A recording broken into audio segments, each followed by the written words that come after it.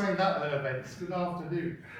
Thanks very much for coming. Thanks for the wonderful Wendy and the wonderful Ventnor Arts Club for having us here. Thank you. Yeah, and for the Ventnor Fringe, of course, for putting on such brilliant events and allowing us to do things like this. Fantastic. So it's a massive pleasure this afternoon to welcome you all here and to welcome our guest Bid from the Monochrome Set, a band who've eschewed commercial success, one might say. Eschewed. Avoided, missed commercial success, but have in turn have influenced so many incredible bands who have gone on to have huge success. So we'll talk about that. We'll talk about the cultural legacy later. But first of all, what we've got to do is got to play a song. We revived his career. You did, he covered you, that's right. He was supposed to run me from Los Angeles. And with that guy from France Ferdinand, what's his name? Well, Alex? Yeah, Alex, yeah. And he said, I've got a new box. Do you want to speak to her? And I said, I saved your career, mate. He didn't say anything, he gave the phone back. I don't care. I was only joking. He took it bad, obviously. Anyway, I was just about to say, please give Peter a very warm welcome. He's going to sing a song, then we're going to do the interview, and at the end we'll sing a couple more songs. And we'll have some questions as well. So please, a big warm welcome for Peter.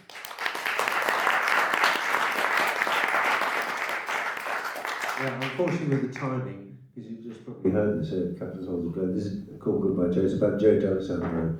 That was an actor for Andy Warhol movies in the 70s, and which I used to go and see. And someone got me a picture from him, which he signed, Dear Big, Goodbye Joe. That was a few years ago. He's still alive. Amazing. Can you hear me? Yeah.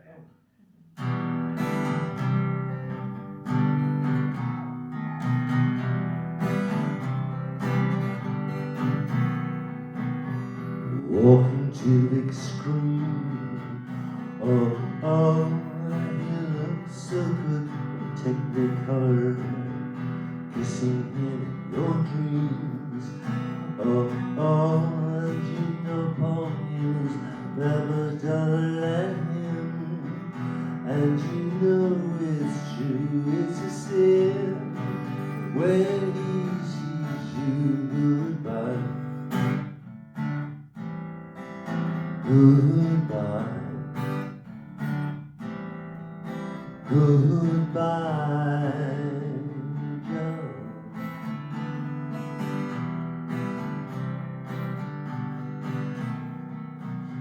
Watching him from the back row, and then he looks so wonderful, sucking chocolate in Pepsi Flow.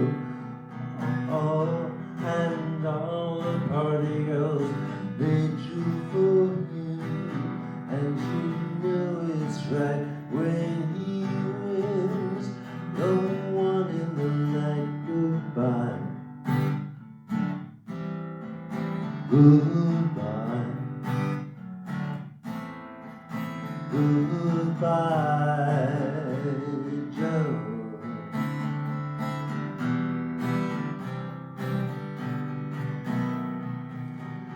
Coming close to the big times, he sounds so good in the stereo. Italian name on a long side, and all the pretty girls know that it's good when he's touching the sky as he should, when he's making your life goodbye. Goodbye,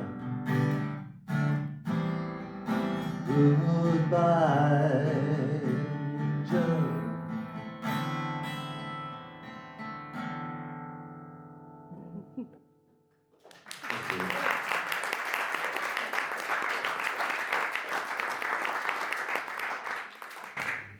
Thanks, brilliant.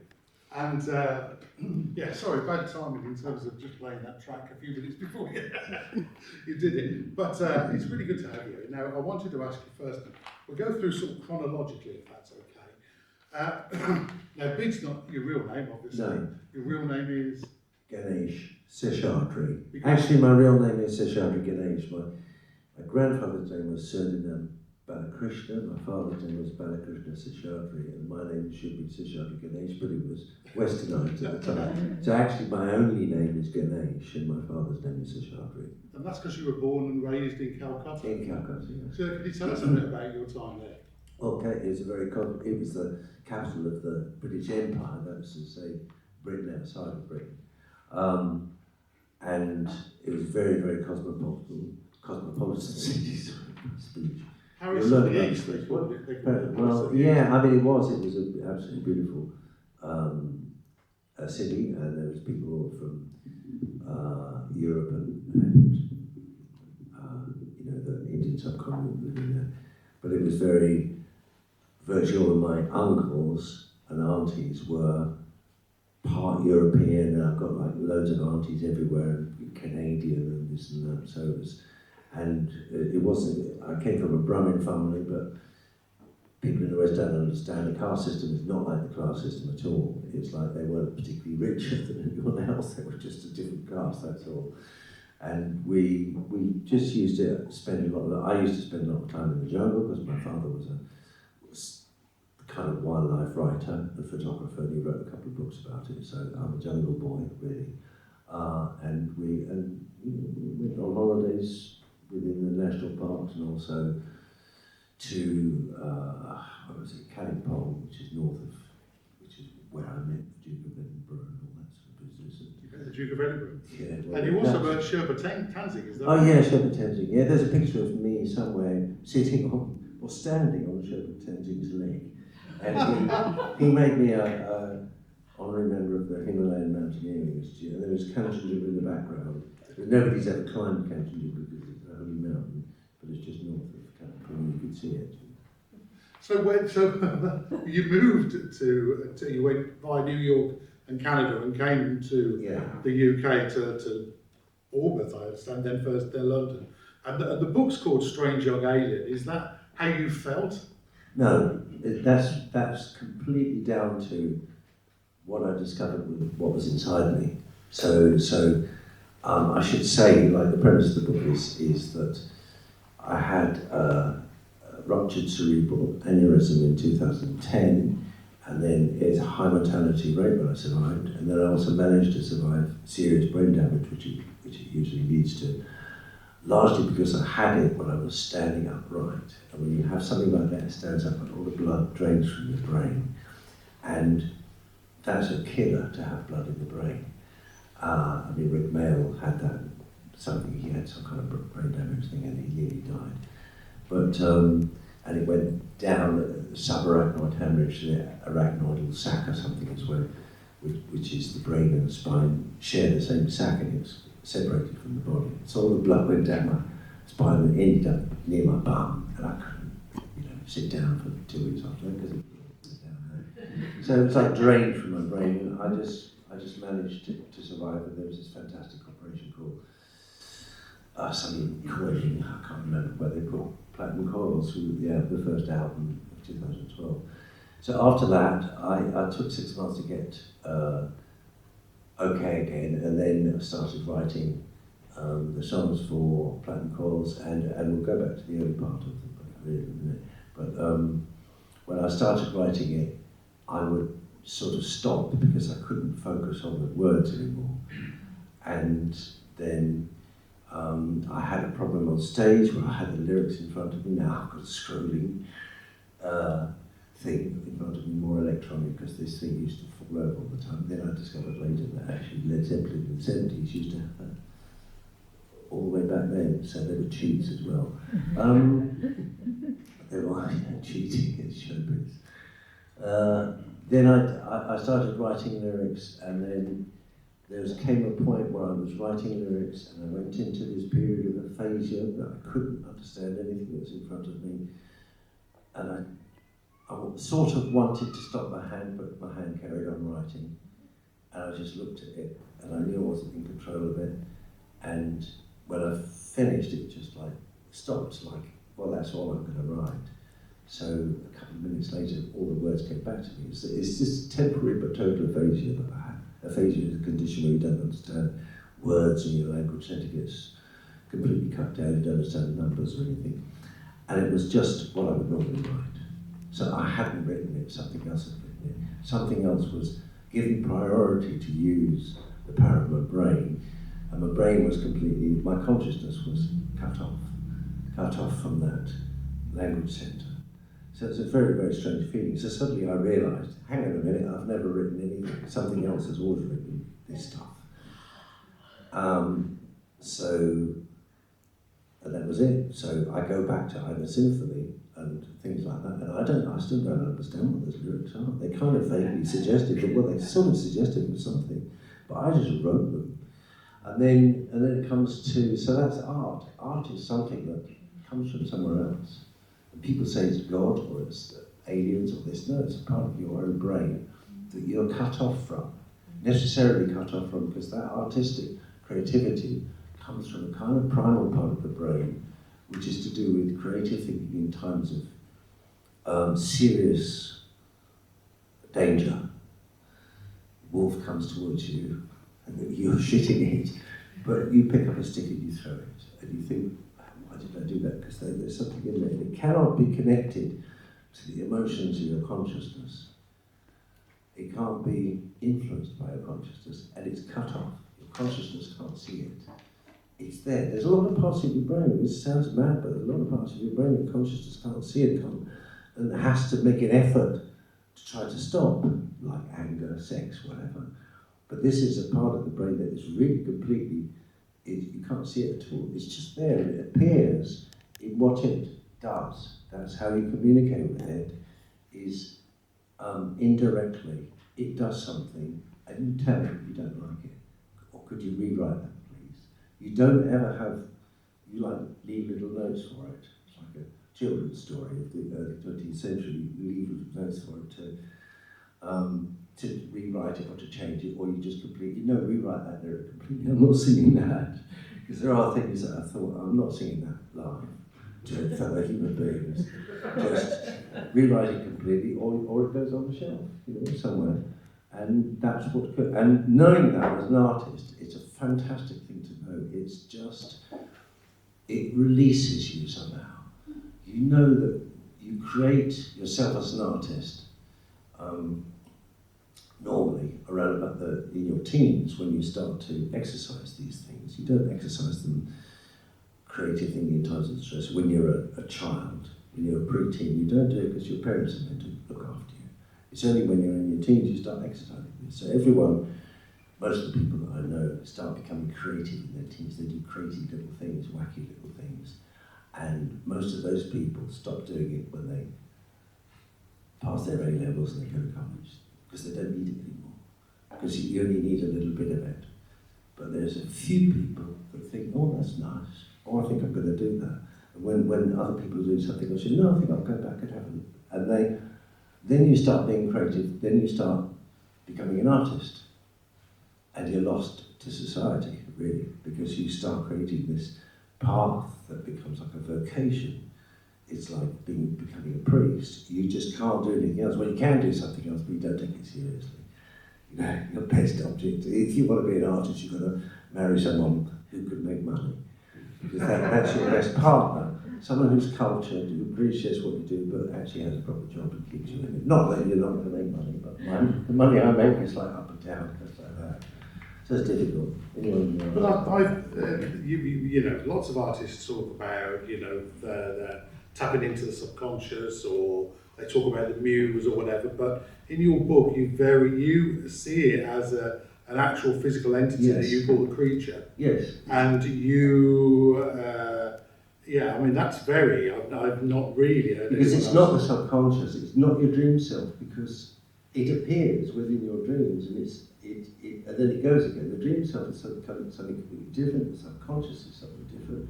This is something that's not really being talked about, because as an artist, when you're a very creative artisan, which is different to being an artist, really, or is it? Is it really fine line? It's very obvious if you're an artist. If you're all I know is if you're a lyric writer, it's very obvious when you're an artist because you come up with things and you think, my God, what's that? I don't even understand what that means. But the artisan, the craftsman, will then hone that. Not necessarily. We were talking about Scotty Moore before. Yeah. Scotty Moore, Elvis Presley's guitar player in his early career, and he was talking to someone in an interview, and he said, and the interviewer was asking, where did that great guitar part from? He said, you know, man, I just don't know where it came from. It just kind of appeared. I just don't know. And he was just, you know, he didn't take credit for it, really. He just said that it just came from somewhere. So he is an artist, therefore he is an artist. That's what it is. If he's honest with himself and the person he's speaking to, he says something like that, then you know the guy's an artist. You know, artists aren't necessarily any good.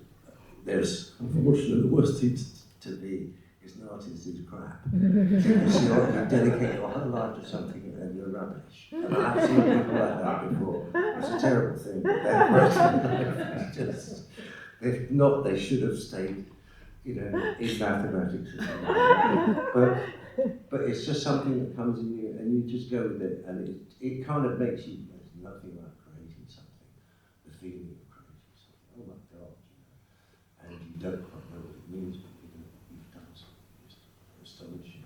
Yeah. But so much, you were talking about, going back to your youth, so much of that early music from the 80s, 70s, 80s even, was often people not being bad, but endeavouring to make the most of the shortcomings of their instruments and their talents. Sometimes, do you think there's an element of that? Yeah, I think as an artist you have to actually. Well, firstly, I was never influenced by whoever was around me, but we were always trying to get better. And the better you get up to a certain point, I don't think you should get to be a really good technician because it's just distracting, I think. I'm a fairly good you know, but I just strung away, and I can write parts for everyone else, but no, what I want to do is write lyrics and write structures and songs and this and that, and like, no, you can do this. It's like getting someone in Velasco in the studio, you do the folds, I'll do the whole idea, you know, just get someone else. Get Kenny in to do the folds, he's good. So, yeah, we were sort of, initially, we just went to the bounds of what we could physically do. And it's also like being a sports person, you've got to, you know, train. The more you train to do this, the more you train to do that, you create this other person. Sometimes sports people are sublime as they're doing it. You speak to them afterwards and they're thick as two short planks. You know, they really are. You know, Bjorn Borg and like, people like that, I just love people like that because they're thick, but they're brilliant. You know, there's a god inside that monkey, you know. So it's just great. I love Chloe Kelly, by the way. So but you say that no one influenced you like that or whatever, but what was the first, two questions really, what was the first music where your sort of heart first opened and that made you realise? It was the Velvet Underground and a little bit of Hickey, because, you know, we grew up, I was in a grammar school, so naturally, in grammar school mid-70s, we were all listening to prog rock. And the women were all in their grammar school sort of listening to Bowie and the T-Rex, and we were all listening to Yes and Genesis and all that, and Zeppelin. And it was something, and it was way beyond our capabilities, you know. They were just brilliant, our technicians. And suddenly there was Louis came along, and I just thought, wow. And it's just like two chords, and he was just really powerful, saying something, two chords and all that. And I thought, wow, that's the one for me. So that's the way, that's the direction that we could go in, you know, is to do something really simple and then I discovered a whole load of other things as well. I put all that other together. And people say that we're influential on them, but the influence on them, apart from a couple of people that I know, is really that, yeah, you can write songs like this, you can arrange stuff like that, and you can have guitar parts going underneath the vocal melodies and whatever. It's just a way of organising something, and then they go off and do something. But what about non-musical influences? What were they? Because I mean, obviously, lyrically, there's something else going on. Well, What was it before? Yeah, I mean, non-musical influences. Well, I mean, there was poetry, which I read, and the reason why I started getting into poetry was when I was at school. So in the first year there was religious education, and I skipped that after the first book. So the religious education classes I skipped, and then I went to, we had a library at school, and it was 35, 40 minutes, and the quickest thing I could read is ghost stories or poetry. That's when I started reading poetry. So that's what gave me the structure to later on my lyrics. And that's when I first started reading Tennyson, which I really do about. Okay. So I wanted to talk a little about Tennyson because this last album, Lotus Bridge, is I saw it as a bit of a Maud. Because when you read Maud, it's just all these different poems almost. You come to the Garden Maud, and just before that, there's a completely different section of poetry in different meter, different meaning, different feeling. And I had this dream, and it led off onto all these other sections. I started writing about this dream, and then I also started writing similarly about other things which are all connected together. I thought to myself, oh, that's a load of, and Maud, there's a load of different songs of Maud. You could make Maud into different songs. This is the days of like Longfellow and Tennyson who wrote these epic poems, but you could actually turn these epic poems into an album of different songs. And it was just knowing where to go. You know, people don't read poetry anymore, they really should, because it's just it's a very difficult skill, and it's a fantastic thing to read. And yeah. Of course, Maud is a wonderful poem about a stalker, really, ultimately, isn't it? You know, you're sitting there waiting for a glimpse, and going back, and so when you first started in a band, you were with the B-sides with Adamant. Yeah. Which I don't know if that's a surprise to anyone, but certainly it was a surprise to me. I hadn't realised that in your backstory. But then you formed the Monochrome Set. This is sort of 77, am I right? Well, we started the proto-monochrome set started in late 77, and then January 78 we started. So where were you playing, and who were you playing to at that time? You were based in London? Yeah, based in London. There was loads and loads of places to play in London. Loads and loads of teachers worked. My mother worked at a teacher training institute, I think a Senate House in London, which is like right in the centre of London. And she gave me a list of all the teacher training colleges, and I used to ring them all constantly. I was on the phone constantly to Social Sex and gigs that he'd gone, and a lot of smaller clubs and stuff. And so I got all the gigs in those days, and that's where we played. Yeah, later on, like towards the middle of the 80s, Social Sex in colleges and big colleges like Trinity College, Cambridge, and Manchester College, they started having DJs. But up to that point, there was loads of colleges to play in, and loads of gigs to play in. And also that day, so I was just talking to that lady the other day, you could play 5 or 6 gigs, and within 5 or 6 gigs, you could get yourself a hardcore audience of 50. And nowadays, really talented young people can't get a hardcore audience of more than 5 or 6. And you could actually, because people go out and spend money and they want to do this, they want to do that, they don't have the money, and it's unsafe to go out. But in those days it was just much, much easier. I recognise that completely. And those early singles, which I could sign somewhere, they were in the indie charts, and the indie charts weren't allowed in the main charts. And the indie charts, in the first 2 weeks of sales of He's Fine, we sold 5,000, and that would have been in the top 10 of the main. So people say we're not commercially successful people in the indie chart. We were.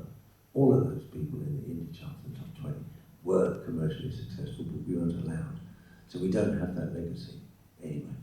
Well, I think there was a whole, all the young people at that time, loads of them wanted to be willfully obscure, wanted to find the band they could pin their thing onto. So had you been in the charts, I mean, it might have been your downfall. Maybe. Yeah, no, well, we would have never done the things necessary to get into the charts. But I mean, the people were able to hear it. Bands like yourself, you did 3 John Peel sessions. Yeah. Which, of course, if you did a John Peel session, so many people got to hear it. But also, something I'll bring up is the Pillars and Prayers Oh, that's brilliant. which Yeah. was fantastic. I didn't know anyone who didn't own a copy of that Yeah, at 99p, and it sold 120,000 copies. I looked up today. I should imagine quite a lot more than that. I know what record companies are like. Take a zero off the end. Yeah. Well, it wouldn't surprise me. Yeah. Like I say, everyone. Oh no! I've done. We did. You know, that's, I think I might say in the book. I don't know. In the year 1981, the biggest unsigned bands in the UK were the Monochrome Set and Susie and the Banshees. Because we used to go out and we used to pack out places that people in the jars could only get 5 or 10 people in. And that's when it really came to me. There's something really wrong here. Yeah. But you just keep going because you don't have any proof and you're young and you're just trying to keep going. That's it. So actually, we were much bigger than those people with 10-pole tube and things like that. So these rubbish bands, but they were just easy to control. They weren't going to ever control people like us. You see, well, they control Susie now. You know. They weren't going to do that. They just picked certain people that they thought they would do well with. But you just keep going. You're an artist. You've got to keep going.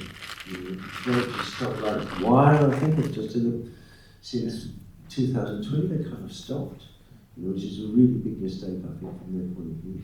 But we'll keep going, we're still alive. It's not what really gets you going to do that, you know, you as well. It's just, you just do it because you, and like the whole other thing of just, you know, start playing rubbish and just dance around a bit and you get loads of money and loads of power. And now I'm quite happy being poor, actually. Yeah. You know, that's the way it is, as long as I can feed myself. But the Jacob's Ladder, I mean, you describe it really well in the book, just what a debacle it was that I think the song had been played loads on the radio, but it wasn't available. Yeah, it was, but at the same time, I don't regret it because we wouldn't have wanted to go down that road. But I mean, the single wasn't available, and Yeah, the I know. video came out weeks after. Yes, everything was wrong about it, as the original lyrics to Jacob's Ladder were fairly filthy.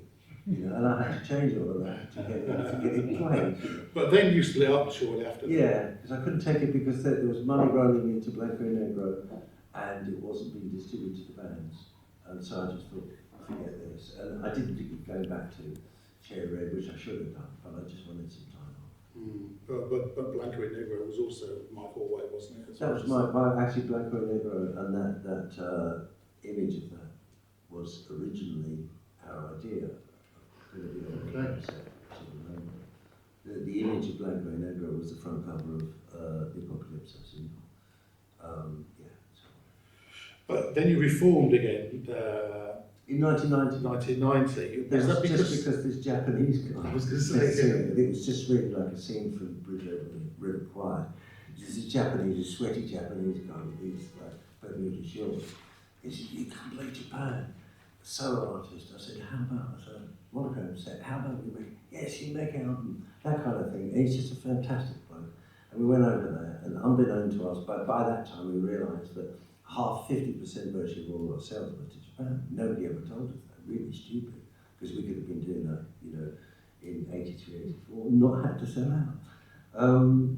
And yeah, we went there, and it was just this guy called Kago and his partner in this band called Flippers Guitar, in really promoting us. They were million sellers in Japan. And between him and them, it was just fantastic. It was like Hard Day's Night. It was like we were running down this shopping arcade in Osaka, and there was these screams of fans, and they were just running after us. You know? Just at night, you know, everything was shut, and it was just black, and we were just running down the thing. On the first night, when we played this really big place in outside of Tokyo, the Japanese were really polite, and they weren't really dancing that much. So somebody, I think I said, or somebody else said from the crew, "Let's put some ringers in the audience." So we put about 10 people in the audience at the front, and we just told them to jump up and down and pogo. And within 5 minutes, the whole room, because they knew it was okay to do. But at that point, I mean, you could have literally gone and done Tour of Japan just playing the old hits.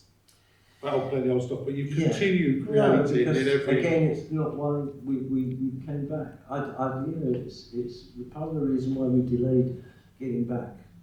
We reformed in 2011, but we had the opportunity to do that a couple of years before because we were rehearsing in the studio, we heard X-Ray Specs rehearsing down the road, they were going through all their other stuff. I thought, oh God, we don't want to do that, we just don't want to do that, you know, just go out and do it like the Tremolos did in the 70s, just do ferries and stuff, just their old top 10 hits. You know, we weren't going to do that.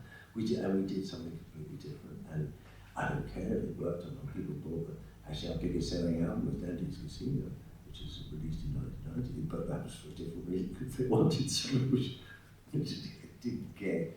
But we don't care. They just, you know, in Japan it's weird because once they love you, they're never going to hate you. They're never not going to love you. That's it. That's the way the Japanese are. They always just, once they decide they like something, they'll like it for the rest of their lives, no matter what. So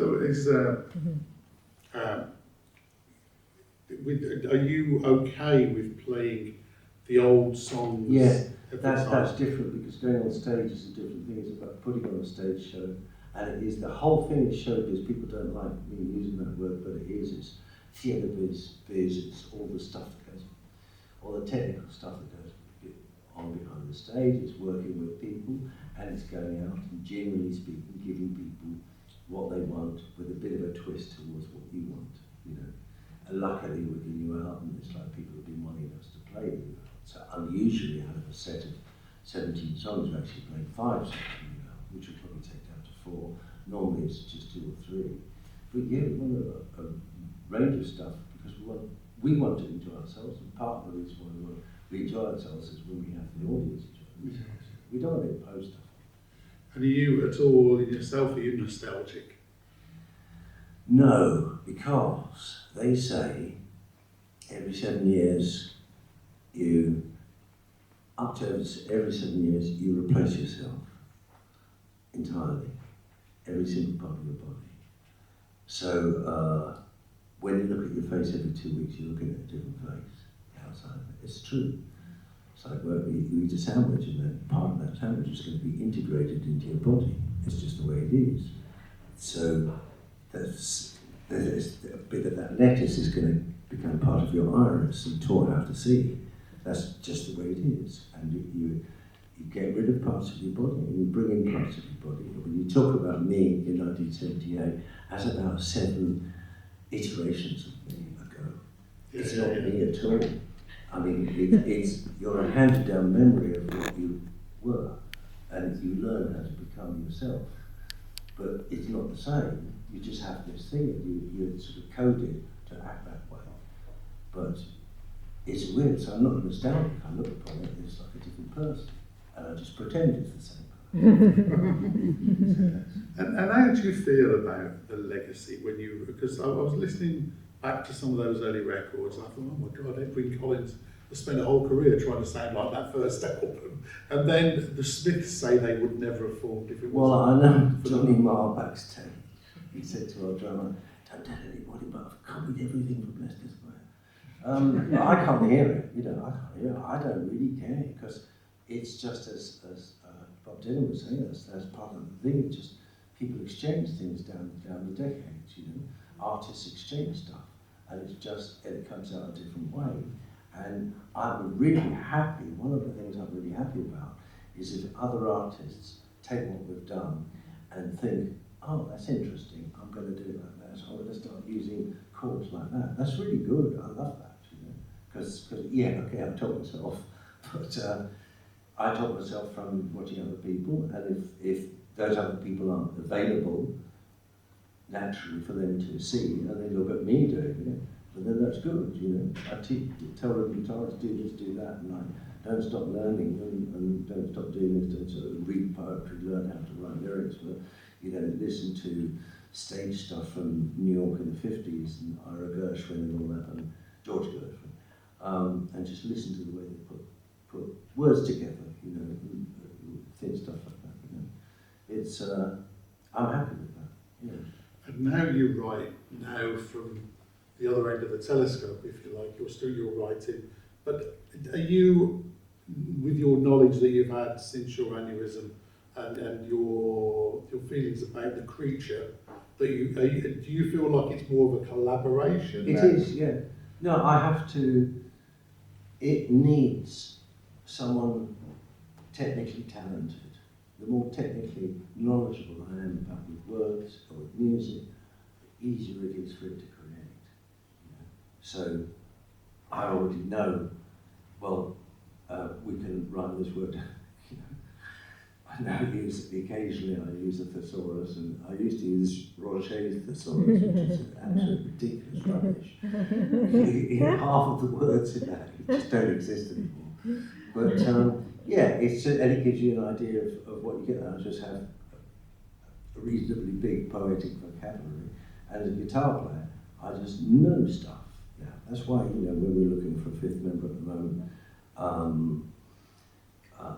I advertise that I want someone who understands music, because I play with such strange chords and things. I want someone who just understands how to, and they can do what they want. I say to them, you know, when you come in, what really put off our new drummer, Dave Morgan from Loft and Perry, hundreds of other bands, he got put off by the fact that I said, you can do what you want with him. You got to repeat certain things on figures, but otherwise do what you want. And he just got really phased by that. But it's come together and it's absolutely perfect now.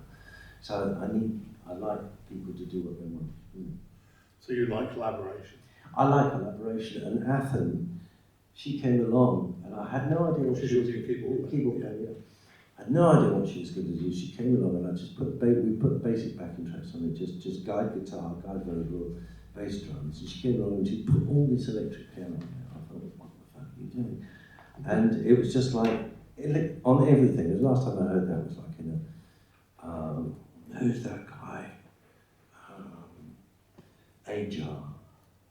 That band that did Ajar? Pretzel Logic. Who's that band? Stevie Dan. Okay. Stevie Dan record. It's like electric piano all over the place. You don't hear that at all on records nowadays. It's really, really rare. You used to hear it on Gil Scott Heron and Bill Withers and Stevie Jan and stuff like that. And she just put it everywhere.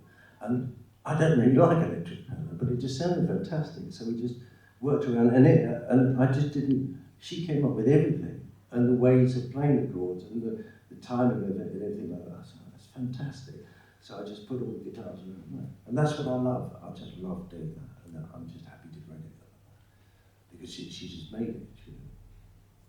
Funny enough, I heard something with Fender Rhodes on the other day, and I thought, my God, that's instant 1970s flavour, isn't Yeah, it? it is, because people don't, apart from the fact it's a really heavy instrument, Yeah. you know, people don't have the gear. It doesn't translate to digital sounds very, I mean, you know, Hammond organ does a bit, but with Fender Rhodes it doesn't really, because people don't use it so much, and people don't write those sort of songs anymore. It's very much a kind of, the people that I've just said are very lyric-based.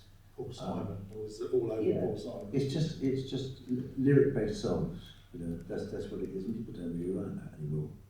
So unfortunately. Well, I'm going to open it out to the audience, if that's okay. If you're happy to take a few audience questions, because I'm sure there are many. He says. Well, if there are, I've got loads of other questions to ask. Are there any questions? Anyone brave? Can you play Jacob Stafford with the filthy lyrics? I actually threw those lyrics away a long time ago. Sorry. Good question, though. I would say that I actually bought a Monochrome Set record back in '82 before I even actually listened to it. So I was flicking through the singles in the record shop. It was Castle on Shadow, Yeah. and it's the Marlborough packet, and the whole connection there sort of amused me. So I bought the record, listened to it. It was like the wardrobe in the C.S. Lewis. Yeah. It sort of opened up, and I went to see you at LSE, London School of Music, in '83, and that was the first time we sort of followed you after that for quite a number of years. But what I liked about it was that you were alluding earlier on to the random nature of creativity, and how and what the question I would say is, isn't it a little bit? I was just going to say it's a little bit disappointing in modern music now that there isn't that it all seems to be a process now. Rather It's kind of to a degree suppressed because it kind of at first about Castle on the Shadow, that didn't sell very well, so we rung up Marlborough and said there's this band which was Nicky, you'll see, and we got a load of publicity out of it, and we had to, we were forced to put them in just white things and sell them like that. And we kept all the originals, and then once the publicity died, we put them back out. Anyway, pathetic.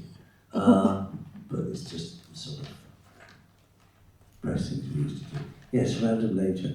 Well, everything has changed. Yeah. It's freedom, young people's freedom in school, and freedom in life.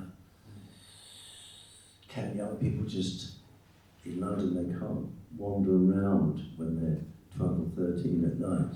I used to, but can they? Whereas it's stuff like that.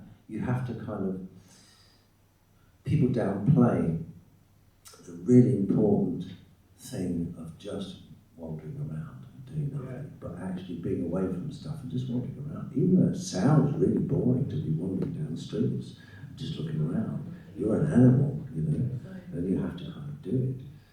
And that somehow, in a very indirect way, makes you a richer person. I don't know how it does it, but it does. So, and there's a whole lot of things like Channel 4 used to have all these foreign films on, Egyptian films and pre-war films, whatever. And, Japanese films from the 60s, kitchen sink dramas and stuff like that, just enriching stuff. Actually, you wanted to see them, and you wanted to, and that kind of went into your not only to your creature, but to your dream state, your sense of personal style, your buying clothes and like that. So it's all those things that people maybe don't express because they don't have enough to express. They don't have a richness to express because their life is not as rich as I think it could be. But they're creative, they're still there, it's still there. They just need to be released. I'm hoping that's going to happen soon. Come from social media, it's external, it's not an internal. The social media is a load of crap. It's not an internal process. No, it's a guided, they've got to get out of that guided path on your phone, which is a thin little thing. It represents a little corridor.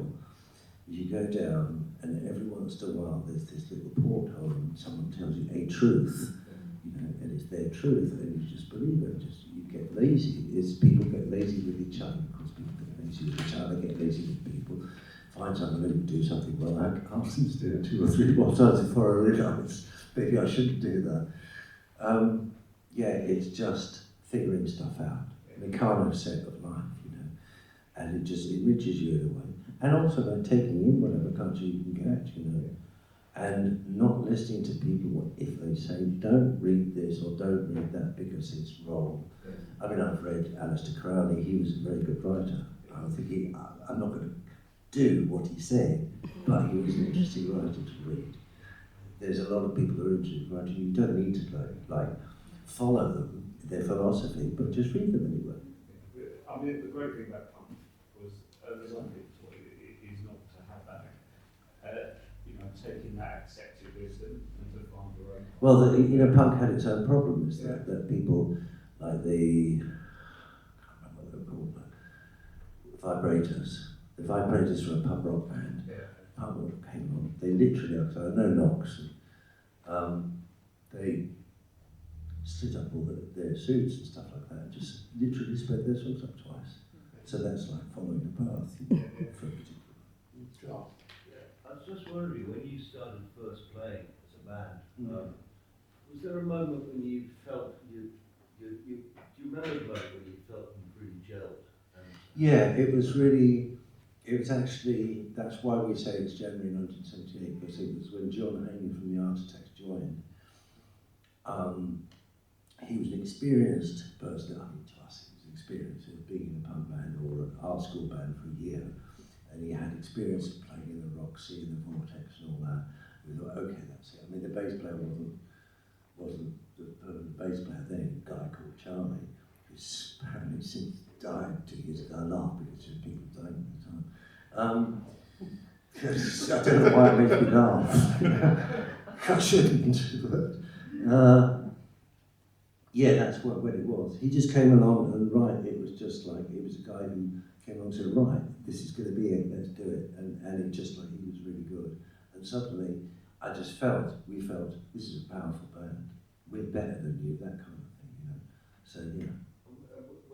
Was there a particular night, and did it elevate that power you had then? No, it was just, from then on, it was just gradually getting better, you know. And it was never like that with us. It wasn't just a single thing, it was just gradually learning experience of how to arrange songs, to write songs, to work with each other, getting a bass player, Jeremy Harrington, firstly Simon Crofton, then Jeremy Harrington, and then just you know, us getting bigger venues and bigger venues, but we were already, as I said, like by the 6th or 7th gig, we had a hardcore following, which to us wasn't unusual because everyone did that, at least in London and probably in Manchester, Liverpool, and Glasgow. So it's like you already had that power from the audience, you know, because they liked what you were doing, and we were tight and tried to do something, and we were different, you know. I really can't stand a label post-punk. We're not post-punk at all. Goodbye Joe was written before punk, you know. So it's not. I like what they call no wave, or New York new wave, that kind of thing.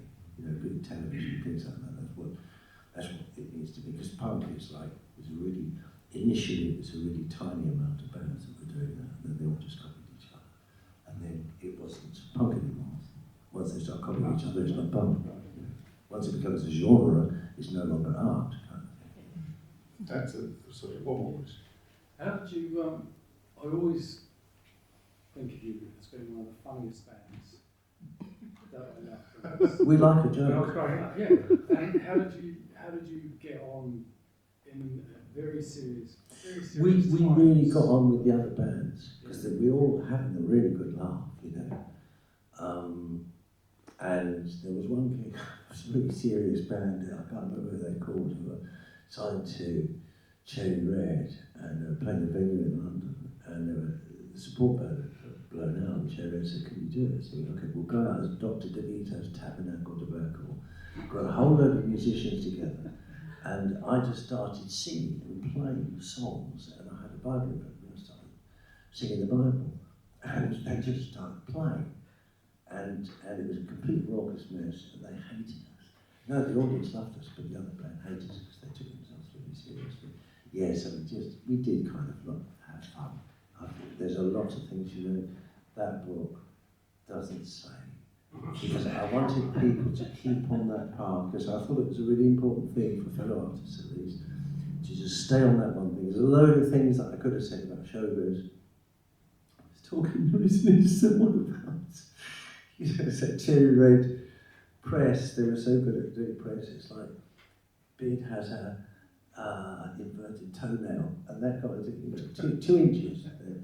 And then just recently, like Bid gets shot glass sucked out a foot by a fan, which happened to me about 5-6 years ago, and that took about an hour, 2 hours or something.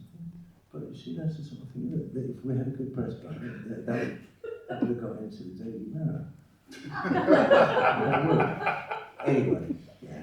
So we had a laugh, we had a good laugh, because we just didn't, there was nothing political at all about us, you know.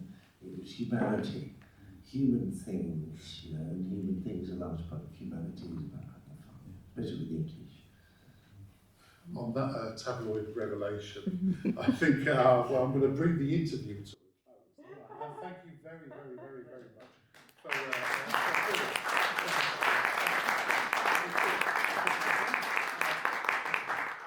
and that leaves us with 10 minutes for a couple more songs, if that's all right.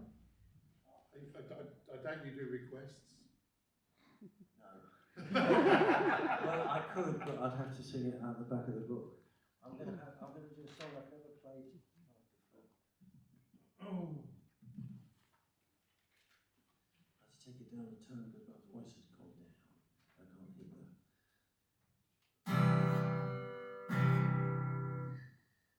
out the chords. I'm having to do this on the fly. Damn.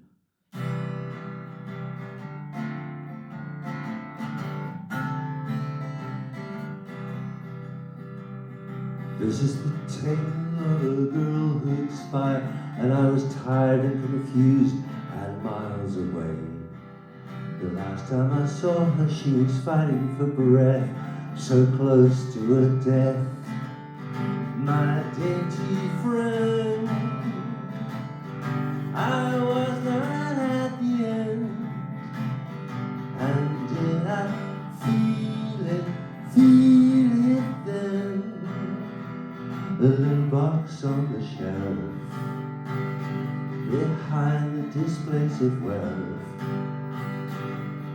Every heart stops beating sooner or more.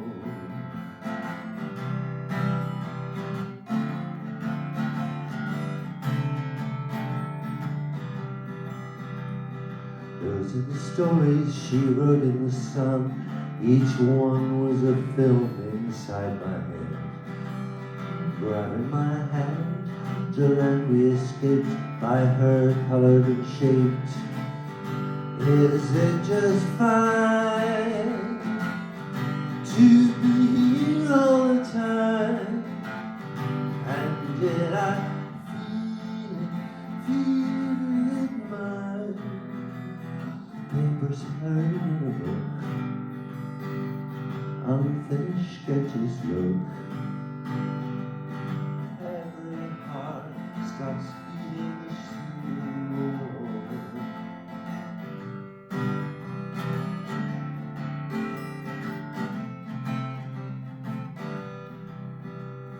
This is the tear that she made in the sheet, with the nails on her feet one summer's night. Making the shines in her silver sleep, where jitterbugs creep. My sweet embrace, every day I see your face. I did not see it then. Shadows across the room, echoes of other tunes. Every heart stops beating slow.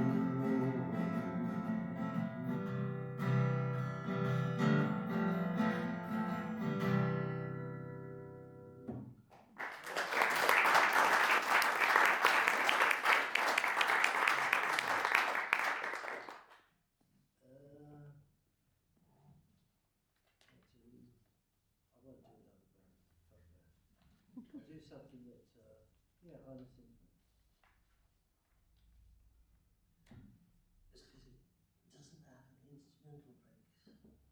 So I bought this in 1979. I bought this Kappa. I put it on the guitar. I just wrote it. I just wrote the whole song. Weird. Don't know where it came from.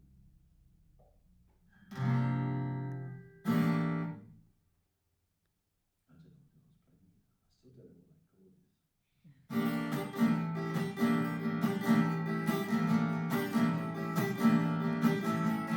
I'm getting darker up in my arms are wrapped up in my coat. Susie lives there, it gets smoked once.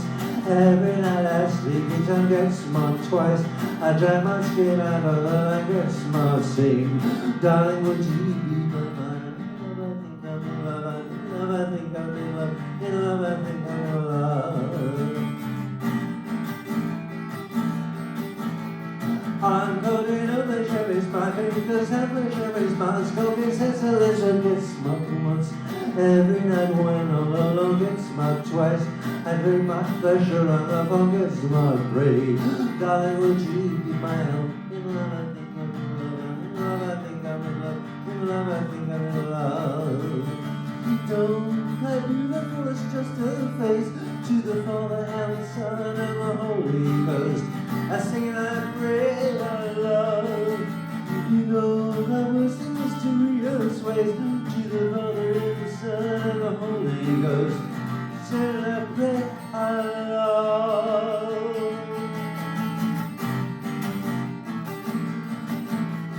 On Sundays I can stick to the little get smart once. Every night at 1:30 get smart twice. With little taste of things that can get smart, Jen.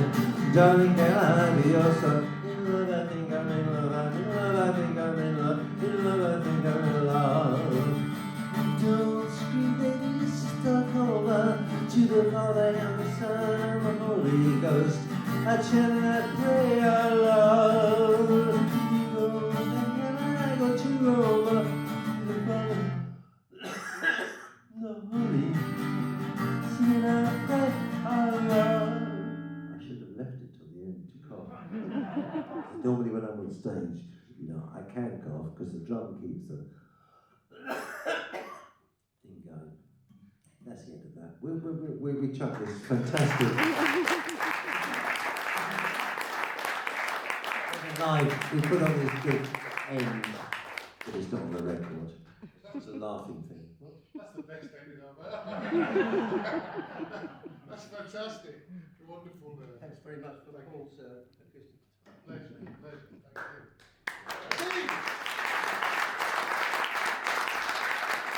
Thank you. Thank you.